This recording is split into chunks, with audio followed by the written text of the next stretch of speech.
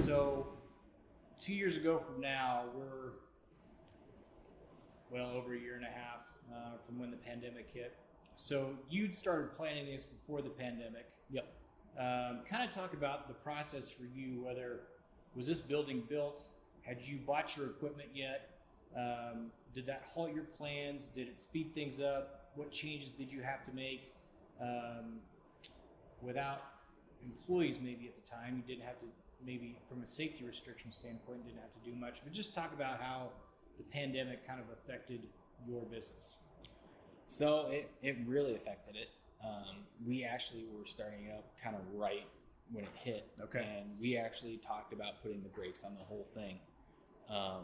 We sat down and we decided, if we're going to do it, let's do it. But we did downsize from what we were doing. The original plan was to build a 2-acre greenhouse on it. Okay. And supply our plants for ourselves. But it got to the point where, us included, we didn't want to put all of our eggs in one basket and invest money in something, and we didn't know what was going to happen in the world at that time. Right. But we decided to move forward with it. But we did went from a growing and extraction to just extraction. Okay. As far as through the pandemic, we didn't have a lot of limitations. We were here learning. I guess the only COVID thing that really came up was the guys who came and helped us install our equipment from Canada actually ended up getting COVID. Oh. So our training went from, probably 8 to 10 days down to 2 or 3 days. Okay. So we did lots of WhatsApp and lots of texting and video calls, Google Meets and stuff like that, just to learn everything.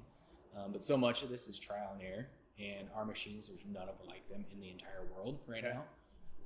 So it was trial and error. There is smaller versions of them, but you never know what it's going to do until you get that piece of equipment and start working with it. But was that maybe a benefit in the long run that you had to trial and error things?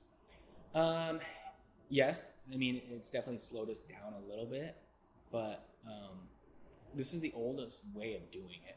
It's just nobody has scaled it like we do it with the technology that we have.